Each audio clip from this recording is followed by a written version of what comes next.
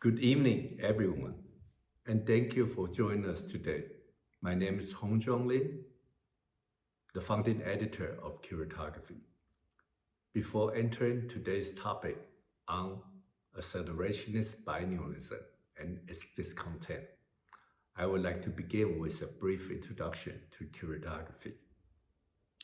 Founded in Taiwan in 2019 as a bilingual platform dedicated to study of curatorial culture, the journal believes curating is a critical and democratic practice that reorganizes relationships between art, knowledge, society, and ecology. Over the year, curatography has developed through themes such as eco-aesthetics, artistic research, performance, and in this issue, we invite contributor Hans Slager, Zhu Fengyi, and Li Qian follow today's sequence of presentation. Recently, we have become interested in the condition of global biennial making itself. How do biennial continue to proliferate across the world? How do they generate such fascination and exhaustion at the same time? What are biennials continue instrumentalized by state, institution, and cultural industries? Are these mechanisms truly effective? And what is the nature of this acceleration of biennial making when curator, institution, artists, and government continue to invest in this exhibitionary machinery despite its internal contradictions? This question eventually led me to develop this idea of acceleration biennialism, and of course, with its discontent. So tonight, I would like to share several propositions from the introduction. First, what is acceleration biennialism?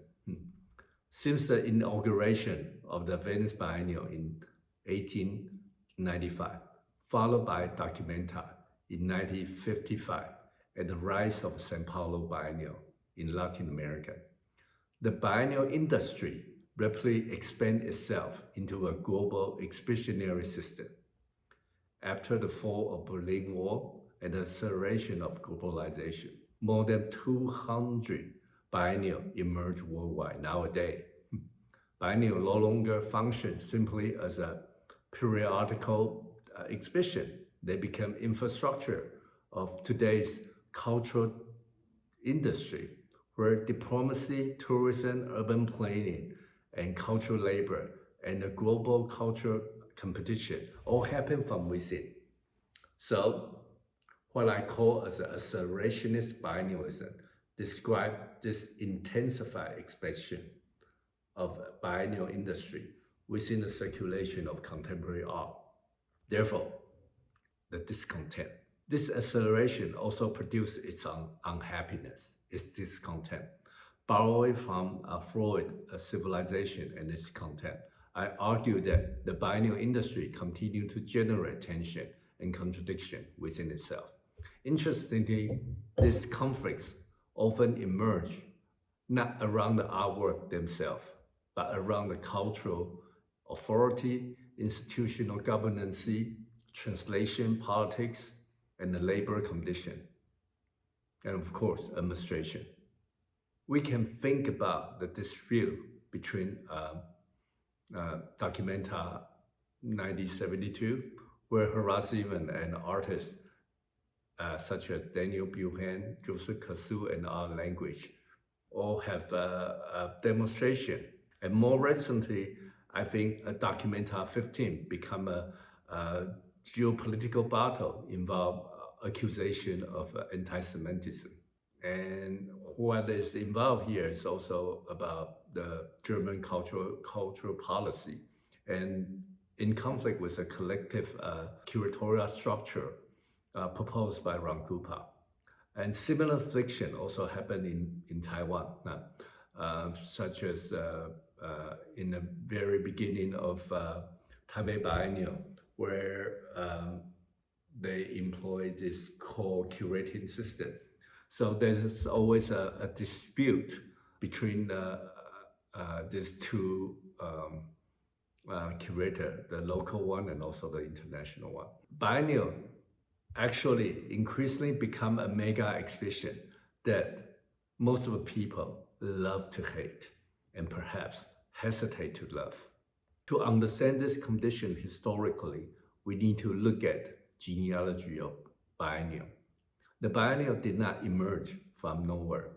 Its genealogy can be traced from the medieval trade fair and the World Exposition to Venice Biennial itself. Historically, biennial stage forms of internationalism through nationalism or imperial gaze, colonial display, and the global capitalism. They organize visibility through the intertwined structure of modernity, nationality, ideology, and cultural capital. In the sense, biennial are a new exhibition form, but they still deeply entangled with the political and the economic system that produce the global visibility. So, in terms of accelerationist, there's a left wing and the right wing of an accelerationist. And I do believe this kind of a spectrum also spread through what we term as accelerationist biennialism. So at the same time, accelerationist biennial contain contradictory, different political tendency. On the right, biennial operate as an instrument of globalization, tourism, urban planning, and cultural industry. They become the engine of the soft power and the capitalist circulation. On the left, however, many curators and institutions attempt to critique the biennial structure from within through various forms of or techniques of institutional critique and what we term as a neo-institutionalism. Yet, there's an important paradox here. Earlier experimental curatorial models such as, just to name a few, when the attitude becomes form, or the Documenta 5, will eventually absorb back to the biennial industry itself, become part of what I would say Heidegger once called them as an art business. And what interests me more is the possibility of a far left accelerationism, when accelerationism no longer stabilize the institution or the infrastructure, but push it toward the extreme, also push it into an implosion. I'm thinking partly about the Rangupa's long bounce model at Documenta 15. For autonomous participation of Documenta 15, the artist list expand to nearly 1,000. And here, acceleration exceed the manageable control. The exhibition started to become unstable from within, thus improve. In this sense, acceleration produced not only expansion, but also the possibility of an institution collapse and transformation. This leads to my final position, and radical transvaluation. Rather than merely multiple biennial across the globe, I propose transvaluation. Transvaluation as a radical form of acceleration biennialism. Transvaluation amplifies contradiction within the biennial structure in order to re-recognize the exhibition power and the cultural economy differently. It challenged the capitalist, nationalist, and of course, internationalist logic inherent from the very beginning of biennial, the Venice. Instead of reproducing the exhibition order, transvaluation of biennialism asks where the biennial can become a site for alternative political and aesthetic imaginary. Perhaps the future of biennial does not lie in endless expansion, but in its capacity to transform itself through its own contradiction. Thank you.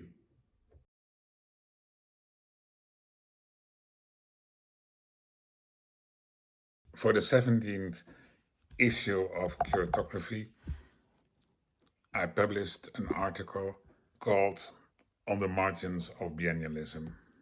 This article can be seen as a proposition in which I would like to claim that events and manifestations in the far off corners of the art world seem to create a critical distance, enabling artistic reflection to be more authentic and palpable. In my view, a peripheral biennial or triennial is able to make a sharp and sometimes it's able to make even risky choices in order to be more radical and offer more complex perspectives that can be articulated in a subtle and intellectual way. And in that sense, these peripheral and biennials and triennials can be seen as a counterpoint to the Venice Biennale's universal template. These biennials and triennials offer a potential space for the generation of a counter discourse against the presumptive universality. It is a structural contribution, actually, to the deconstruction of the contemporary visual arts exhibitionary complex. And what we see with these, let's say, peripheral triennials and biennials is an ongoing, interesting collaboration with local partners. They collaborate with art schools, small art spaces, and in that sense, they are a catalyst for further stimulating but also embedding in the regional infrastructures. They create mutual, inspiring collaborations and interactions. A first example of such biennial was the Havana Biennial in 1989. The first Havana Biennale took place in 1989. And this biennial was no longer fought in centrist terms of a main exhibition. Actually, it was an organic whole of shows, events, discussions, meetings, workshops, publications. So, an outreach, a rhizome of activities and programs that was strongly placed against the provincialism of the center. And in this way, the Havana Biennale was the beginning of what would later be described as the discursive turning curating. We see in the Havana Biennale a decisive step towards conceiving biennials as discursive environments where the display, of course, of artworks is part of a much broader project of research and knowledge production. And with this perspective, we see also that the understanding of investigation becomes much more important for curatorial practices. With this, we see the establishment of the concept of the curatorial that is connected with propositions that can enable new other political imaginaries. The curatorial practice can generate new understandings, new perceptions, new constellations, and new articulations through and about the world in which we live. In other words, curatorial practice can offer new assemblages of world making. Another strong example of this way of organizing research exhibition was the project called the Research Pavilion, organized by UniArts Helsinki in the periphery of the Venice Biennale on the island of Giudecca in an old monastery called Sala del Camino. This first project started in 2015 and it continued until now. And it still offers open-ended, multi-layered and performative processes with a very strong attention for discursive activities, but with these activities encouraging the development of dissemination of different kinds of imaginaries and specifically value systems. And in that sense, the research pavilion can be conceived as a strong hint for further thinking about models and systems for biennials and triennials.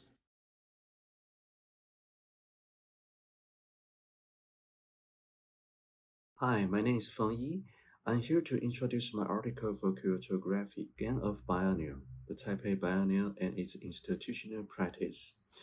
The purpose of this article is to offer a historical and analytical framework for understanding the common expectations surrounding biennials. Today, there are hundreds of biennials around the world, and each of them differs in scale, funding, institutional structure, political context, and cultural mission according to its own history and social conditions. However, we still seem to share certain common standards or expectations when evaluating whether a biennial is successful or unsuccessful. The article argues that these expectations have specific historical roots and context. More precisely, the biennial itself can be understood as a modern postcolonial phenomenon. It reflects the global dissemination of Western artist culture, as well as competitions over taste, aesthetics, and cultural power among modern nation-states. Our expectations and discontents surrounding biennial are therefore closely tied to these historical conditions, although they also vary depending on local context, institutional scale, and historical background.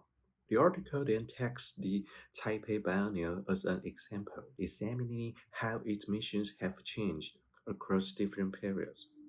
In its early years, the biennial focused highly on constructing Taiwanese cultural subjectivity, especially in relation to both Western modernity and Chinese cultural identity. However, by 1998, the Taipei Biennial entered a new phase of internationalization. The question was no longer simply how Taiwan defined itself internally, but how Taiwan could position itself within the global art network. To achieve this, the Biennial increasingly adopted issue-based curatorial frameworks and invited internationally recognized curators to lead exhibitions. With internationalizations become its primary missions, the Taipei Biennial has long been criticized for its disconnection from local perspectives and communities, as well as for its tendency to lean toward Western discourse.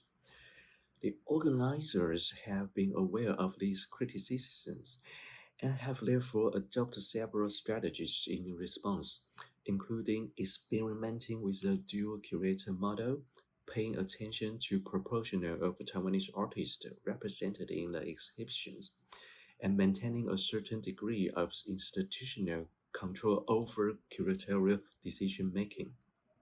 Ultimately, the biennial can be understood as a cultural gain shaped by Western historical conditions. The key question is therefore not simply whether to participate in the system, but how to participate critically. Perhaps the most meaningful possibility lies in using the biennial format itself as a medium through which local concerns, post-colonial history, and structural inequality can be articulated and negotiated. At the same time, I have to admit that this remains a rather idealistic vision, and its realization depends highly on whether organizers and curators themselves have such critical awareness and reflection. The recent controversy surrounding the Venice Biennial is a good example. Perhaps the more important question is how to develop a mechanism that can effectively counterbalance the power of biennial and exhibition institutions. The resignation of jury members may function symbolically as a gesture, but how can we influence organizers more effectively? That is probably the question we need to think through more seriously.